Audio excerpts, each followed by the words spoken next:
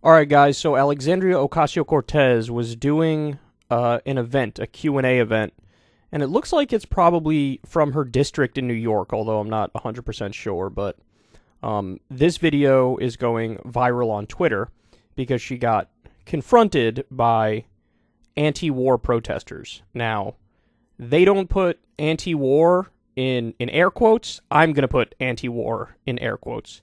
So let's break it down. Let's see what's fair, what's unfair, and all that stuff. And we'll try to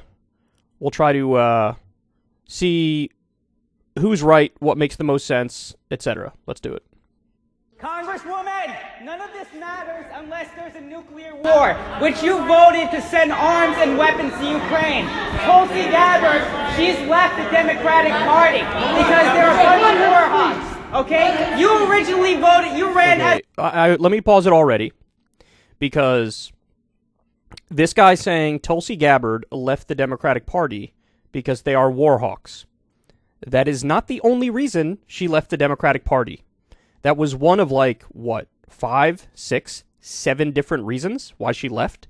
And most of the reasons why she left were actually right-wing criticisms. Stuff like, oh, they don't care about religious freedom. They don't care about the rule of law. Stuff that, honestly, is garbage. And if you don't take my word for that, go and watch my full breakdown of Tulsi's announcement that she's leaving the Democratic Party. Now, since that happened, we get this. In the Hill, Gabbard to stump for Trump-aligned New Hampshire Senate candidate. There are some people who think, hey, Tulsi's leaving the Democratic Party, and she's going to, join the Green Party or join some other left-wing third party, and that's why she's doing it, because she's so principled and she's still criticizing Democrats from their left. That's not true. That's not true. Tulsi has, for about a year now, most of the criticism she has of the Democrats are actually from their right, not from their left. Like when she said about Build Back Better, that, it's big government spending and the government's already too big. That's a right-wing criticism. There is no other interpretation of that. That's just what that is. And a lot of the stuff in Build Back Better was stuff that Tulsi had previously supported. Stuff like universal pre-K and elder care. Negotiating for lower prescription drug prices, Medicare expansion. So for her to say that's big government, so I don't like it, that's a right-wing criticism. For her to say Democrats don't care about religious freedom, religious liberty, that's a right-wing criticism. I don't know why you would seize on the one thing, which was nominally a left criticism, which is, oh, the Democratic Party are war hawks. But then she also immediately stumps for Republicans. That party is also full of war hawks. In fact, it is worse. Trump had a worse foreign policy than Joe Biden does. And to stump for a Trump-aligned candidate, okay, this guy supports Trump. What did Trump do? 432% increase in drone strikes. Ripped up the Iran deal. Tried to do a coup in Venezuela. Bombed Syria, occupied part of Syria, and was stealing their oil. So, Walker Bragman breaks this down. Gabbard's guy, Army General Don Bolduc, doesn't think Medicare negotiating drug prices is a good thing. In fact, we covered this story recently. He was on Fox News saying, I can't wait to roll that back. So, he actively wants higher drug prices. Tulsi's stumping for him. And wants to end the direct election of senators. He opposes legal abortion, has promoted Trump's big lie, and suggested that COVID jabs are installing microchips for Bill Gates. Well, that's nice. That's glorious. Really cool stuff. All right, let's run this back a little bit. Nuclear war, which you voted to send arms and weapons to Ukraine. Tulsi Gabbard, she's left the Democratic Party because there are a bunch of war hawks. Okay? You originally voted, you ran as an outsider. Yet you've been voting to start this war in Ukraine. What? You're voting to start a thermonuclear war with Russia and China. What? That is massively overstated. Who invaded who?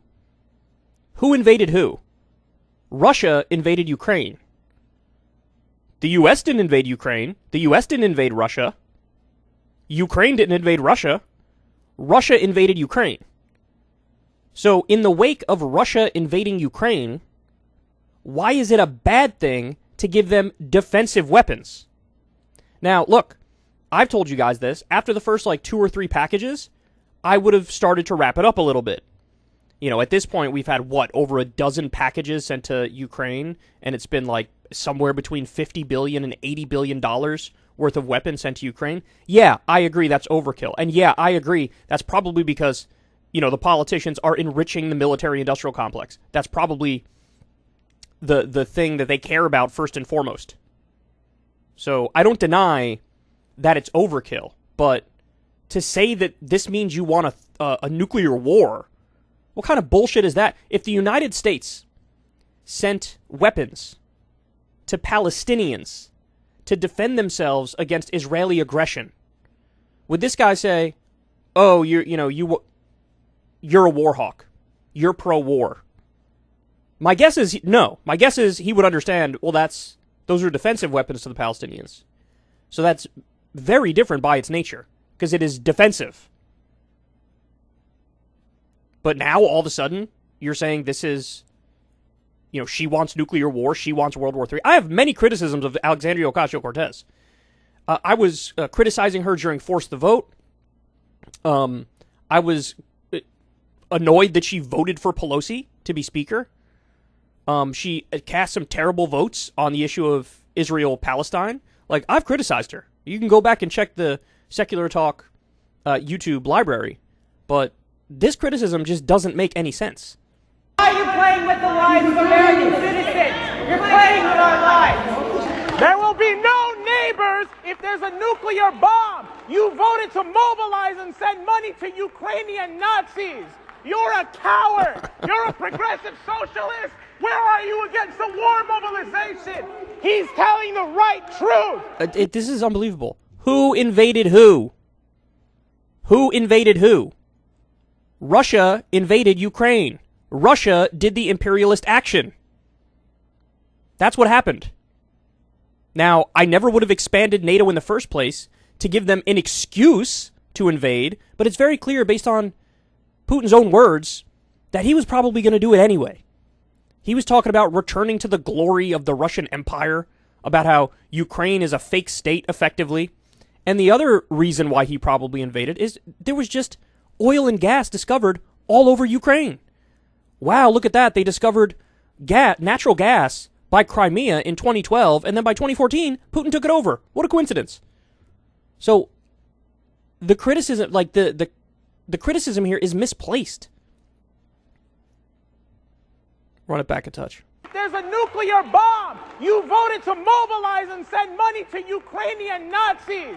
You're a coward. Look, there's a small percentage of Ukrainian fighters who are Nazis. It's the Azov battalion.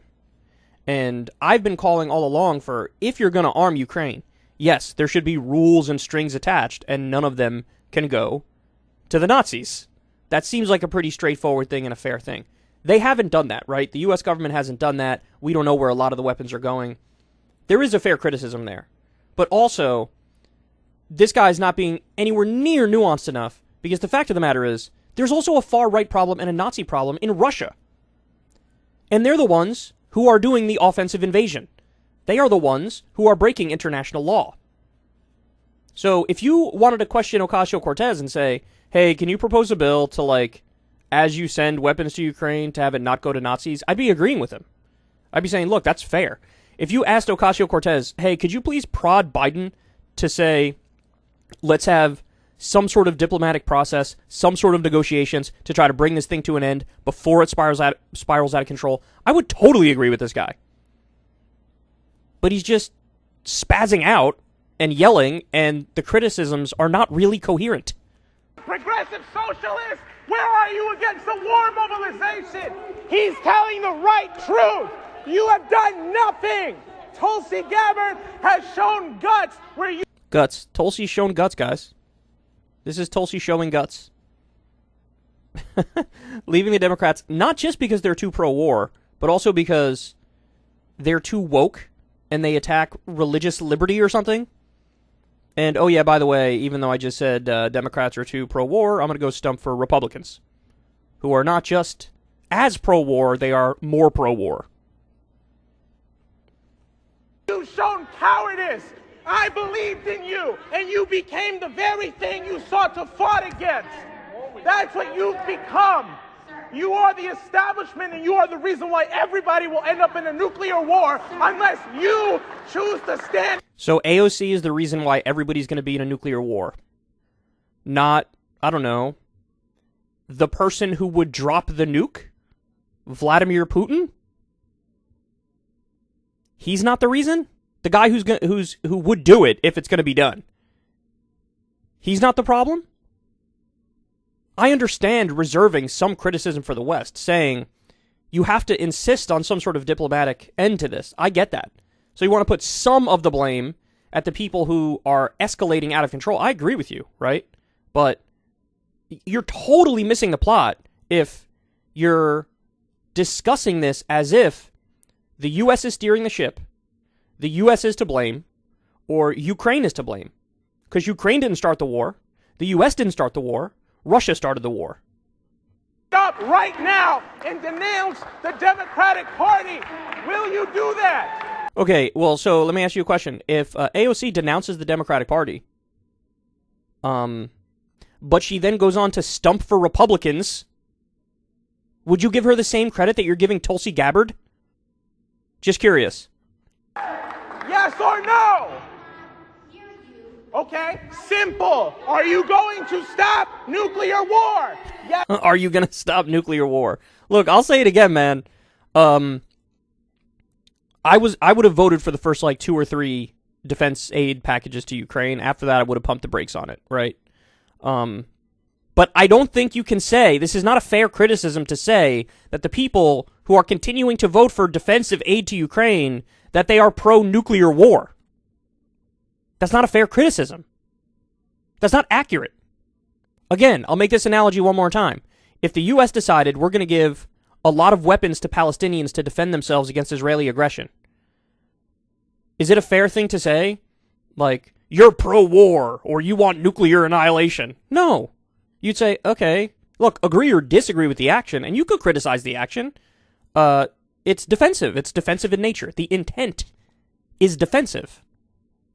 Yes or no? There is no line. Because by the way, what's crazy is you can't even hear a word she's saying, and she's got a microphone. This other guy doesn't have a microphone, and you hear him loud and clear.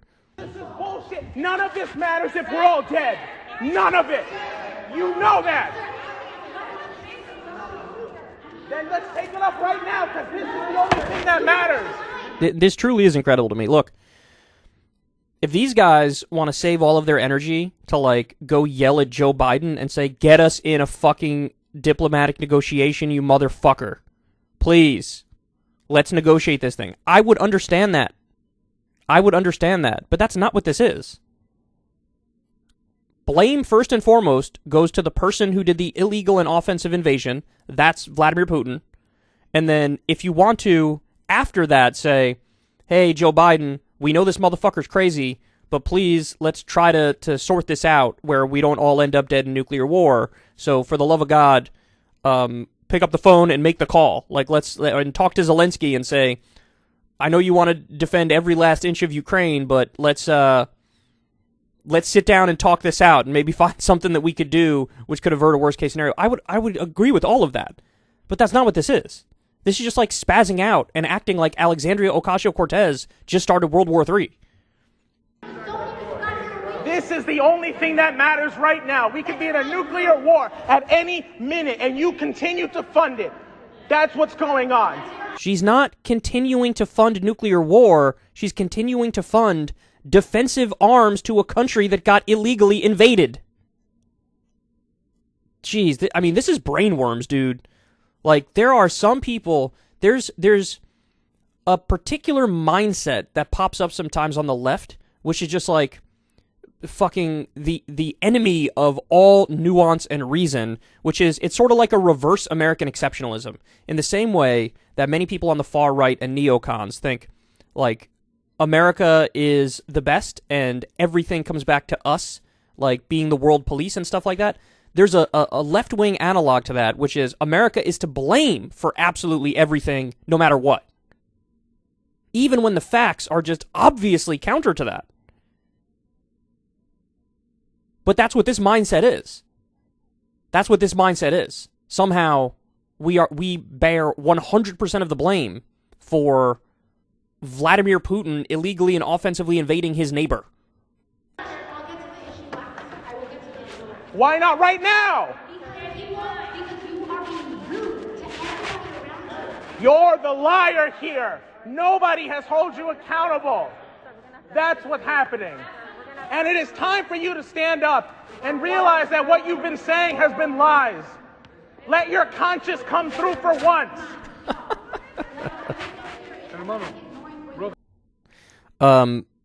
Forgive me for not accepting lectures on somebody's conscience when he was just sucking off Tulsi Gabbard, and here's what Tulsi's doing right now. So, okay, I'll say it again. I have plenty of criticisms of AOC. In fact, I'm sure at this point AOC fucking hates my guts. Because I have criticized her. I've criticized her enough where she probably thinks some of the criticisms are unfair. Obviously, I disagree. I think every criticism I've ever leveled at her has been fair. But this is just like, fuck, AOC derangement syndrome. And they've totally lost the plot on Russia and Ukraine.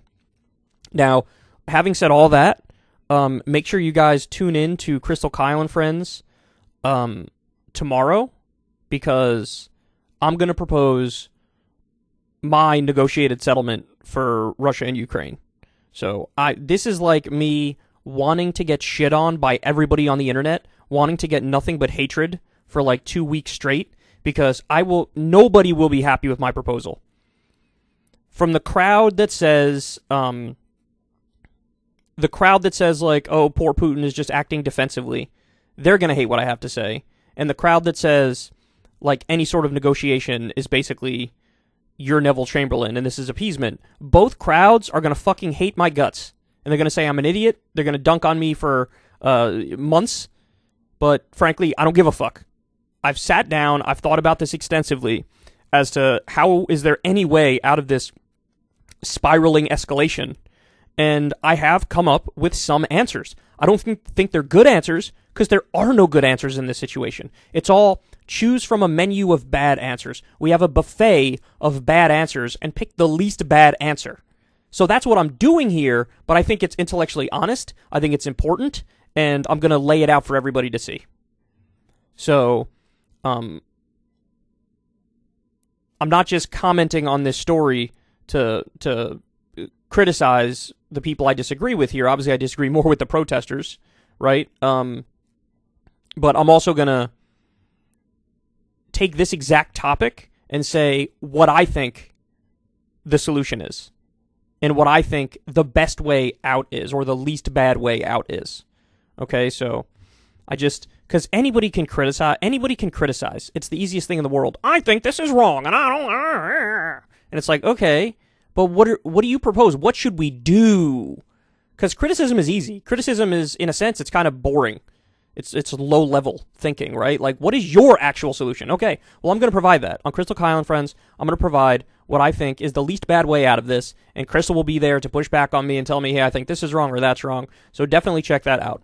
But, man, this was pretty fucking cringe, this whole exchange here.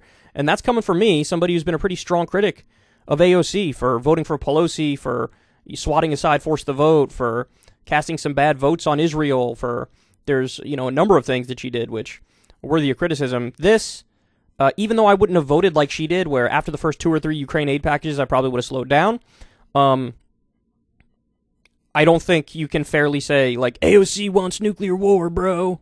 She wants us all to die. I think that's honestly comical in their analysis.